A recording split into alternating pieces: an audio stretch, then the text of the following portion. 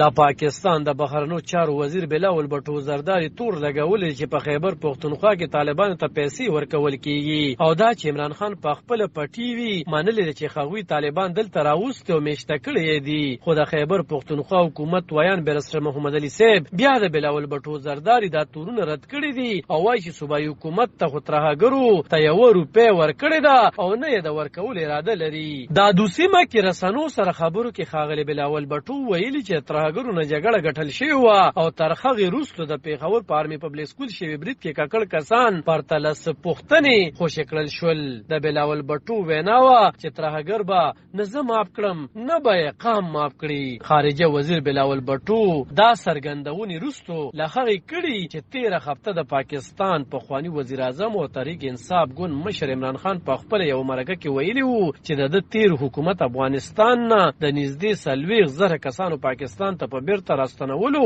کار کولو. هغه ویلي وو چې په دغو کسانو کې وسلوال هم شامل وو، خو وایي چې د پاکستان نوي حکومت دغه لوري ته پاملرنه ونه کړه. د بلاول بټو زرداری تورونو ته خپل غبرګون کې د خیبر پښتونخوا حکومت ویان برسره محمد علي صاحب ویلي چې عمران خان کله هم دا نه دی ویلي چې ګینې دلته یې ترهګر راوست یا میشته کړي دي. هغه وایي چې عمران خان ویلي وو چې کله TTP سره د مذاکراتو خبره وه نو زمونږ دا کوشش وو چې موږ دوی سره خبرې وکړو، روغې ته یې تیار کړو، امن راشي او دوی بیا وطن ته راوګرځي او د عامو وګړو په سیر دلته خپل ژوند شروع کړي. هغه بلاول بټو زرداری یو ناپوه او د سیاست نه لرې خارجه وزیر وبللو او یې ویل چې داسې بیانونه خو یو کم عمره ماشوم ورکولی شي، خو یو سیاسي پوهه او ذمهوار شخصیت کله هم داسې بې ځایه او د حقیقت نه لرې بیانونه نشي ورکولی. په پخواني وزیر اعظم عمران خان د خپلو سیاسي مخالفینو څېړونکو لخوا نیوکې کېږي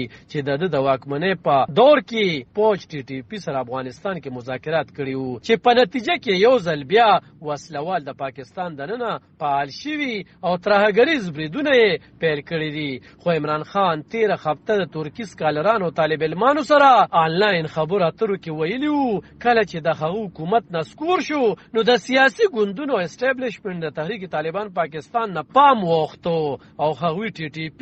یو ځل بیا د راپورته کېدو او هغوی یعنی TTP یو ځل بیا د راپورته کېدو فرصت وموندلو. د خیبر پښتونخوا په حکومت طالبانو ته د پیسو ورکولو له تورونو وړاندې هم تېره هفته د کورنیو چارو وزیر بلاول بټو زرداری لړکانه کې یوې جلسې ته د وینا په مخال په عمران خان کلکې نیوکې کړې وې چې د خپلې واکمنۍ په دور کې ترهګرو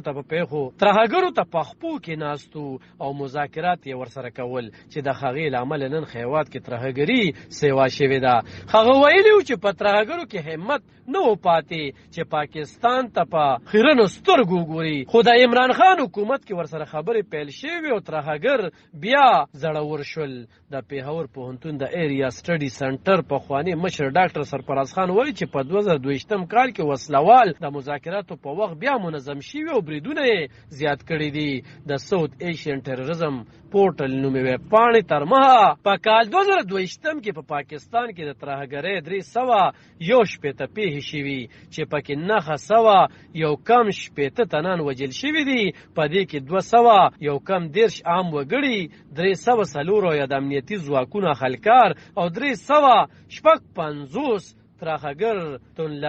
تونلارې وژل شوي دي. د ویبپاڼې تر مخه ترهګرۍ تر ټولو زیات 130 پیښې په خیبر پښتونخوا کې ریپورټ شوي چې 515 تنان پکې وژل شوي دي. په بلوچستان کې 160 پیښو کې 406 تنان وژل شوي، په سند کې په 12 پیښو کې 21 تنه وژل شوي او په پنجاب کې په یوازې 7 پیښو کې 11 تنان وژل شوي دي. علب خان شیرپو، دلبر نیوز 400. د پاکستان د